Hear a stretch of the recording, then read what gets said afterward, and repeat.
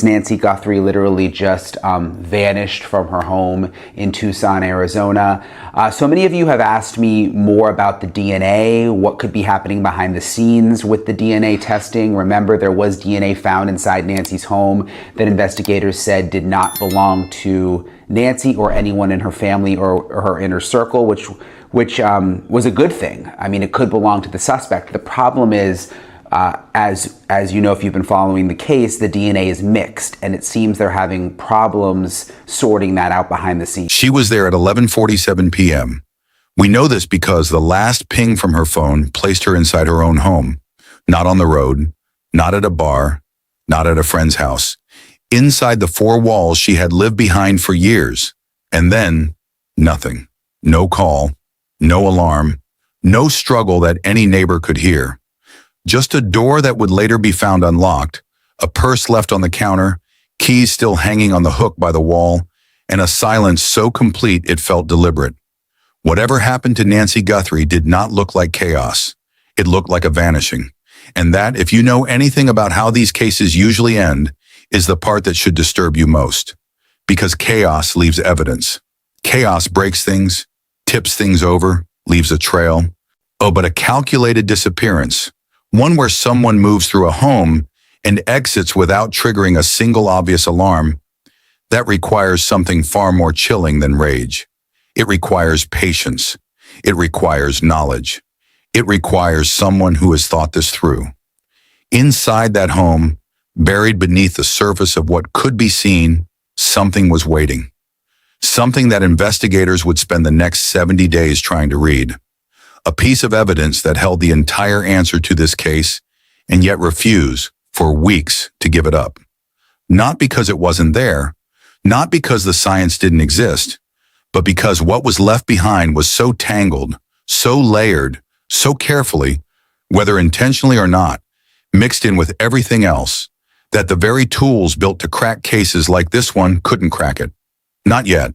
Why, this is the case of Nancy Guthrie. And before we go any further, if you are watching this for the first time, I need to warn you. The details of this case are deeply disturbing. The forensic science we will be walking through tonight is real, the implications of it are real, and the person responsible for what happened, if the science is now telling us what we believe it is still out there. Some of the content in this video may be difficult for sensitive viewers. Please take care of yourselves. If you are new here, welcome to True Crime Files. Hit that subscribe button because we go where the evidence goes, no matter how dark, no matter how complicated, no matter how long it takes. And drop a comment below and let us know where in the world you are watching from tonight. We have viewers from every corner of the globe, and honestly, where that community is what keeps this channel alive. Now, let's talk about what really happened inside that house, and why 70 days later, everything just changed. Nancy Ellen Long was born on January 27, 1942, in Fort Wright, Kentucky. She married Charles Guthrie, moved the family to Tucson, Arizona in the early 1970s, and stayed for over 5 decades. In 1988, Charles died at 49 during a mining trip in Mexico. Nancy raised 3 children from that point forward, Savannah, Annie, and Cameron, largely on her own. Savannah went on to co-anchor NBC's Today Show. That matters here not because fame changes anything about what happened, but because it determined how fast and how loudly this case moved from day one. By January 2026, Nancy was 84. She lived alone in the Catalina Foothills, attended church regularly, and joined a standing Sunday morning live stream service from home every week without fail. She had a pacemaker. She depended on daily medication. She could not walk 50 yards without assistance. Those are not incidental details. They are the facts that make one thing undeniable before a single piece of evidence is examined. Nancy Guthrie did not walk out of that house on her own. Saturday evening, January 31st, Nancy spent the night with her daughter Annie and Annie's husband, Tommaso Cioni. Nothing unusual. Cioni drove her home and dropped her off at 9:50 p.m. She went inside. He left. Sunday morning, she did not show up for her church live stream. A congregation member noticed, reached out to the family, and Annie and Cameron drove to the house around 11 a.m. The front door was unlocked. Her belongings were untouched. There was no note, with no indication she had planned to go anywhere. Nancy was simply gone. At noon, the family called 911. Deputies arrived and within minutes treated it as a crime scene. Blood drops on the front porch were later confirmed through DNA testing as Nancy's. Pima County Sheriff Chris Nanos held the first press conference shortly after and did not soften the assessment. This was not a missing person case. This was an abduction. Nanos would become the lead public voice on this investigation, though by April 2026, an independent firm had released findings from a workplace harassment complaint filed against him, adding internal pressure to an already high-stakes case. On February 10th, FBI Director Kash Patel released surveillance images pulled from residual data in Nancy's Nest doorbell camera, footage that was initially inaccessible through standard recovery methods. 8 days later, Google announced it was independently working to extract additional footage from the home's camera systems. Digital forensics in this case went far beyond a routine download. What the footage showed was specific. A male suspect, approximately 5 feet 9 to 5 feet 10, average build, dressed entirely in dark clothing, black ski mask, dark gloves, a black mustache visible beneath the mask. He was armed with a firearm holstered in a position that a former Secret Service official, analyzing the footage for Newsweek, said suggested someone with limited firearms training. And he was carrying a black 25-liter Ozark Trail hiker pack, a backpack sold exclusively at Walmart. Sheriff Nanos called it one of the most promising leads in the investigation. His approach to the camera was deliberate. He raised a gloved hand to cover the lens first, then tore vegetation directly from Nancy's garden to block the view entirely. He knew the camera was there. He came prepared. And when his first method was insufficient, he adapted without hesitation. He also had a flashlight held in his mouth while working at the door. That detail would take on significant forensic weight later in this investigation. The FBI doubled its reward to $100,000. 2 persons of interest were separately detained and released without charges: a delivery driver in mid-February and an individual stopped during a traffic stop in Rio Rico, 160 miles south of Tucson, on February 10th. Both were cleared. The response was immediate and massive. Pima County Sheriff's Department took the lead with full FBI support, U.S. Customs and Border Protection search and rescue teams, and at peak, over 400 officers working the case around the clock. President Trump posted publicly that he was deploying all available federal resources. Border Patrol's Borstar K-9 units were deployed to the home twice, using a bright blue shirt found along Nancy's front walkway as a scent article. Investigators later confirmed that shirt had been placed there deliberately. Parsons Corporation deployed its Blue Fly system, Bluetooth and Wi-Fi detection technology normally reserved for military search and rescue operations, scanning the region from ground vehicles and on foot. A portable radio detection device was mounted on a helicopter specifically to search for signals from Nancy's pacemaker. There was no confirmed proof of life. Every option was on the table. Over 13,000 tips reached the FBI tip line by mid-February. Everyone reviewed. Hundreds of leads pursued. No named suspect emerged. On day 13, law enforcement converged on a neighborhood 2 miles from Nancy's home near East Orange Grove Road and North First Avenue. SWAT vehicles, FBI units, sheriff's deputies. A Range Rover was towed. 2 individuals were taken for questioning and released without charges. By the following morning, Nanos confirmed the lead had not produced results. If you are new to this channel, subscribe now. This case is still developing, and we will be here when it breaks. One day after Nancy was reported missing, KOLD-TV, our CBS affiliate in Tucson, received a letter demanding payment for her release. It included details about what Nancy was wearing the night she disappeared, and specific details about the interior of her home. Information that had never been made public. 2 deadlines were set, February 5th and February 9th. Both passed without further contact. TMZ received a separate note demanding millions in Bitcoin, along with a specific cryptocurrency wallet address. Savannah appeared on video alongside Annie and Cameron with a direct response. They would pay. Activity was later detected in that wallet. Arizona's family news outlet confirmed a transaction occurred. The amount was never disclosed. Whether it was an actual payment, a blockchain forensics operation, or something else entirely, law enforcement has not said. More notes followed. In one claimed Nancy was alive in the Mexican state of Sonora. Another demanded Bitcoin, roughly $70,000 at the time, in exchange for delivering the kidnappers. A third claimed she was dead. TMZ reported receiving another note in early April, again placing her in Mexico. None verified, none denied. A California man was arrested for sending a fraudulent ransom demand by text. Law enforcement confirmed he had no connection to the actual abduction. Former FBI Special Agent Jennifer Coffindaffer made a pointed observation publicly. Bitcoin is traceable. Following transactions across wallets and exchanges can, under the right conditions, lead directly back to a real identity. Whether that path was pursued has not been confirmed. Every note contained details the public did not know. That fact alone keeps them relevant to this investigation. Investigators knew early on that they had biological evidence. Multiple samples were collected from inside and around Nancy's home.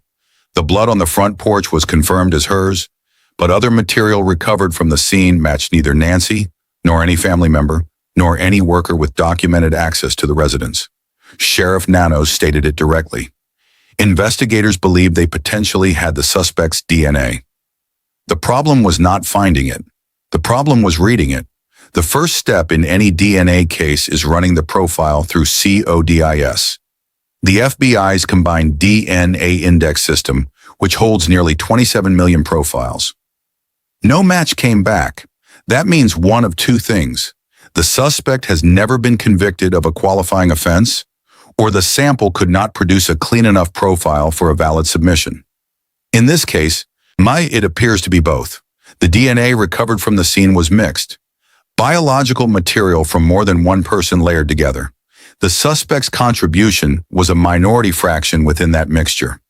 A retired FBI agent commented publicly that with that level of complexity, separating individual profiles has historically been extremely difficult.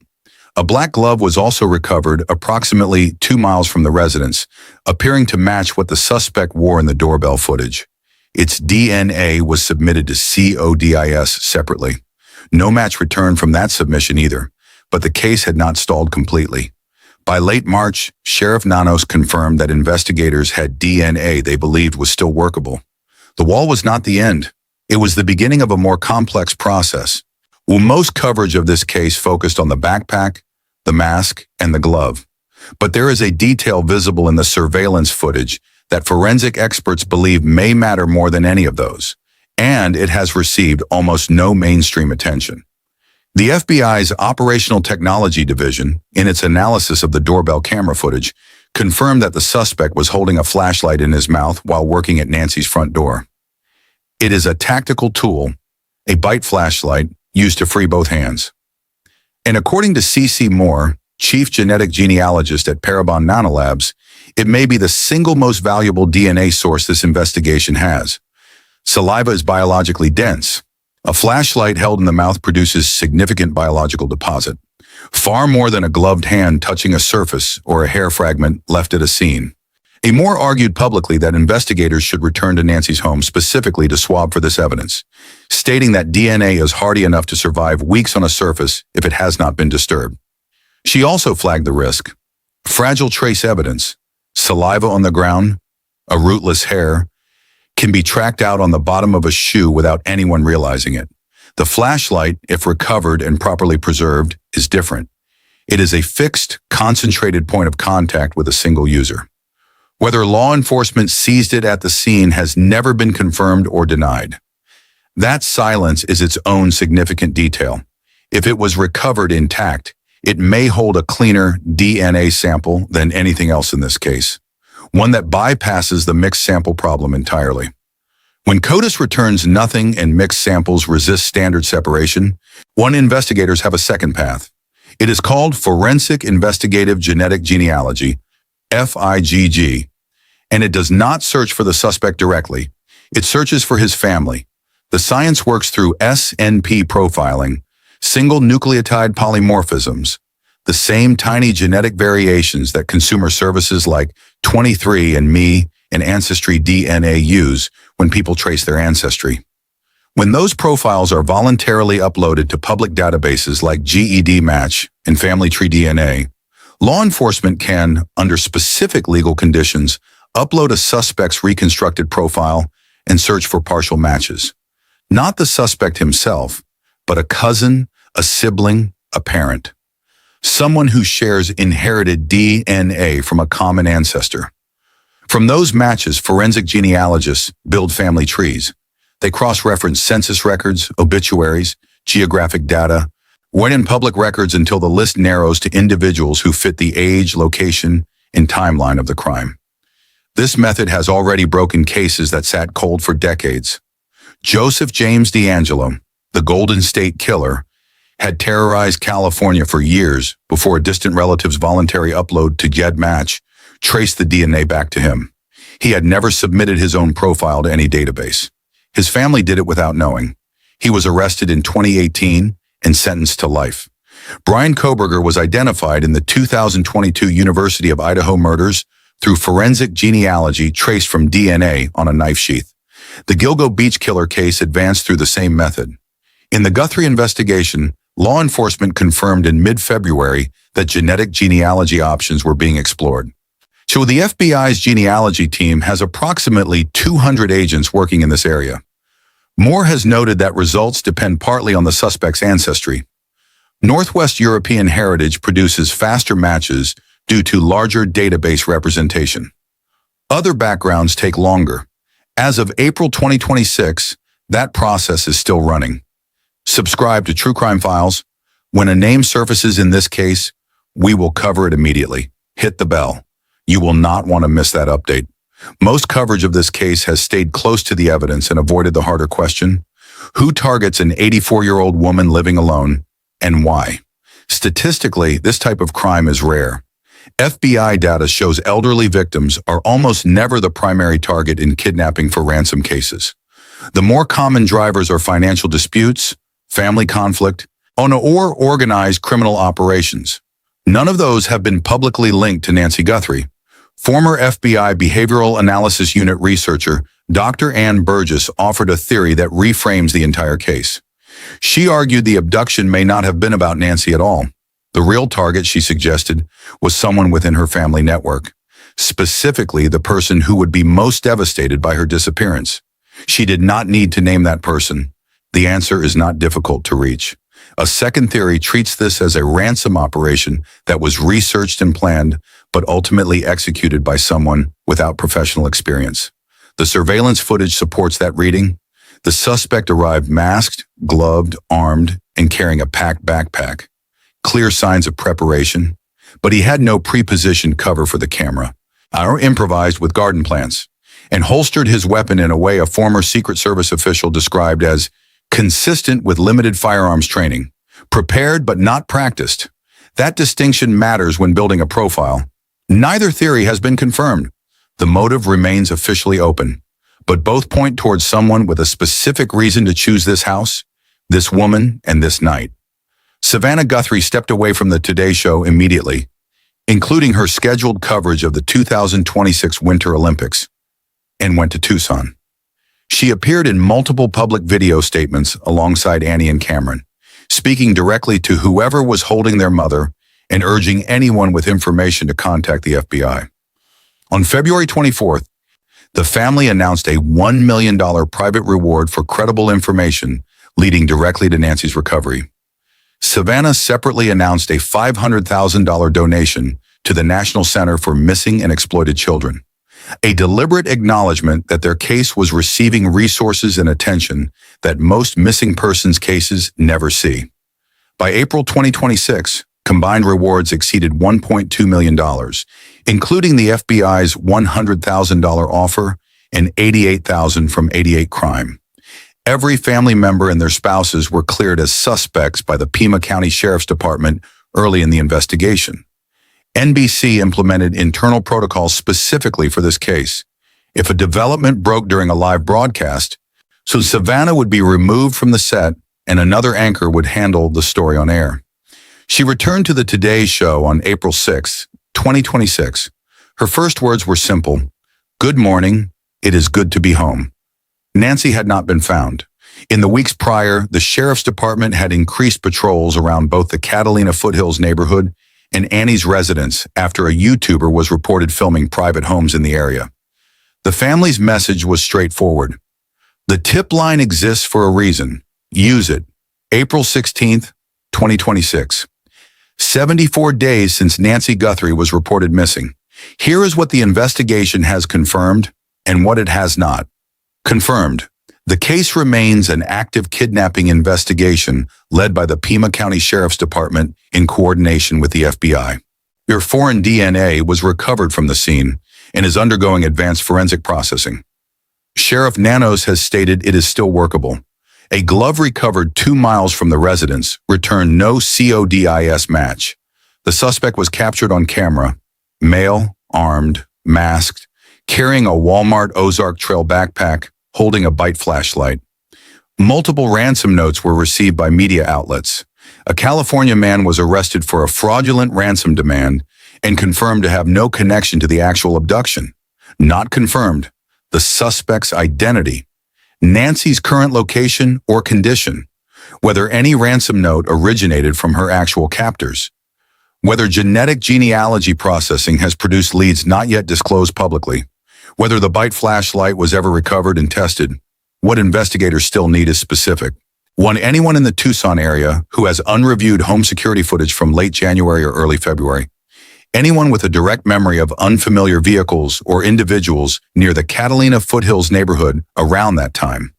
Factual, specific information submitted to the FBI tip line at 1-800-CALL-FBI. This case has not gone cold.